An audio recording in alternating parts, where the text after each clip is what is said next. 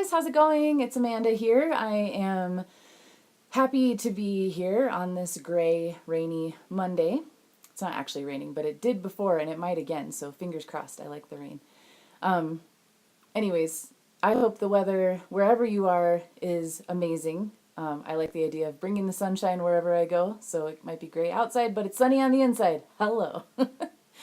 Today I thought it would be fun to dive back into this book that I've showed you a couple times, The Daily Stoic. And if you're new to this show, this channel, this what have you, I'm someone who used to be homeless, addicted, and drunk, and now I'm sober and in recovery and loving life, and I want to share the things that are helping me have an amazing life and feel better about myself and the world and everything in general. So I do these every day. I try to keep them around 4 to 6 minutes.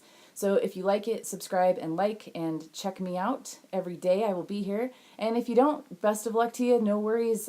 Thanks for watching anyways. Okay, so that's for the noobs who don't know what this is. For those of you who have been watching and are familiar, this is a book that I really like, and it has a daily stoic bit, and then it gets talked about by the author. So first of all, I just wanted to discuss why I'm into stoicism and what it means to me. And the best way and the quickest way to do that is to use this line from the book in the introduction by the authors. And let's see.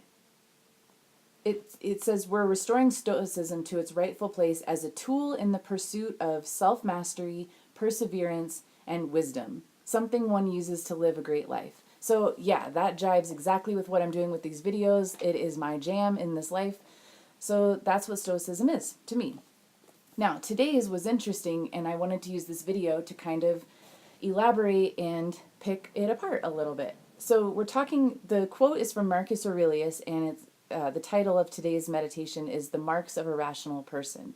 And that got my attention because as a woman, sometimes we might have heard, oh, you're not being rational, and it's used as a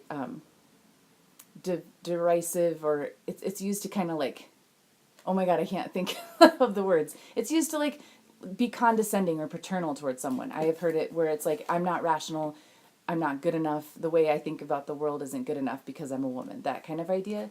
So I thought it would be useful to think again about the word rational, and I looked it up in the old dictionary, and it says of or based on reason, sensible, sane, and actually down a little further, it says clear-headed and sober.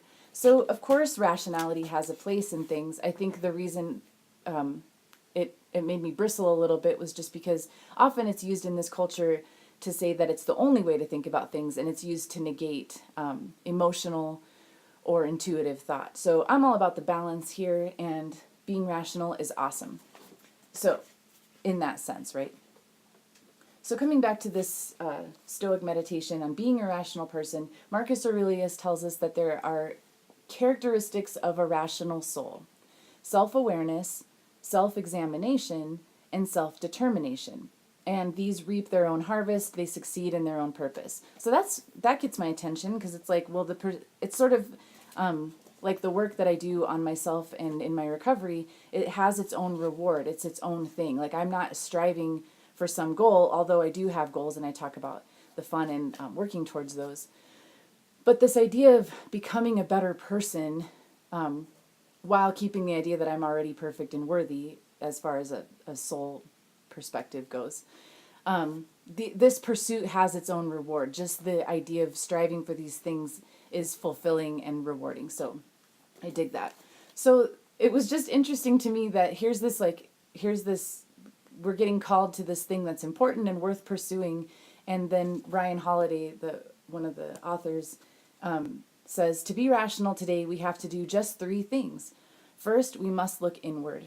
Next, we must examine ourselves critically. And finally, we must make our own decisions, uninhibited by biases or popular notions. And I thought each one of those could really use a little bit more of an explanation. So here I am to help you with that. And of course, this has as many interpretations and ideas as there are people who would read it, and I do want to keep this video short, but I just thought it would be cool to touch on each one and say a little bit more about it. So this idea of looking inward, what does that mean? How do we do that? There are several ways, but there's 2 ways that I do every day that help me look inward. starting to uncover what my thoughts are about things and how they're informing my feelings. And one of those is the morning pages, which I've mentioned, which is stream of consciousness, free writing for 3 pages every single morning, first thing. And that just really helps me dump out any, like the tangle of thoughts and stressors or whatever, and get them out on the page. And there's so much benefit to doing this. And there's like a soothing of any anxiety, just moving it from my head to my hands to the page, which I've talked about. And then something about getting it out onto paper and seeing it and reading through it again can sort of help me figure out like what my patterns are, what my thinking are, what my thinking is. What are my troubles and what are my next steps? It can sort of help me sort through all of that. And then the other way I look inward is through meditation. And if meditation doesn't feel right for you, it might be just contemplation, contemplative thought, just being still for a few minutes. So many of us need to always have something going on. We're distracting ourselves. We're on our phones. We're on the internet. We're at TV. We've got music going. Taking some time to just exist in the world without any input, without to just be with ourselves and with our thoughts. That's a really important way to let your mind settle and let truth and wisdom sort of arise from within. So that's a couple ways that I look inward. Back to the book, we see next we must examine ourselves critically. What does that mean? Especially as someone coming out of years and years of drunkenness and suicidal depression and stuff, I felt like I hadn't spent enough time looking at myself critically, right? But this is different than that. This isn't all the negative talk and the ways that I shit on myself. This is about critical thought, which is very important. And so this is talking about reading between the lines, getting at the heart of something, poking at it, asking questions about it, doubting everything so that you can test the things that you're thinking and believing. So looking at, and when I examine myself critically, I think a lot about getting real with myself. And in the program of recovery, we talk about rigorous honesty. And so really getting real with how I'm deluding myself, how I am indulging in habits or negative thinking that's keeping me from my goals and from my best life. So that's an example of how I can examine myself critically. So just getting real, using that first step to look inward and listen and see what arises and address that. And then it says, finally, we must make our own decisions, uninhibited by biases or popular notions. I think this is a lifetime practice too, so we may as well start now, right? How do we make our own decisions that are unbiased? Like, we're inundated by media that tells, again, going back to the experience of me as a woman, I have all these like beauty ideals and rituals that I think are just normal. And I'm a pretty like woke feminist for the most part, and think that I'm onto a lot of those tricks that society uses to tell me what I must look like. But it's funny to dig underneath those and see where I still am falling prey to these sort of things. So just questioning everything. It's like, why do I do this particular thing? Is it because I really want to, or is it because it's expected of me somehow and I'm afraid that if I don't do it, I won't fit in? Like finding those kind of ways that we make decisions and picking them apart. And if you're happy with why you do it, keep doing it. And if you're not, practice letting that go. I find this a lot with my eating habits and the ways that I hold myself back with my art or in the world, with our love relationships. Like just really, oh God, relationships are such a good place to work on this. Like, why am I with this person? Why am I pursuing this person? Why do I stay connected to this person? Is it making me happy? Is this something that is serving both of us? Or is this just out of comfort or need or fulfilling some sort of, looking for someone to fulfill something that I should be doing for myself, right?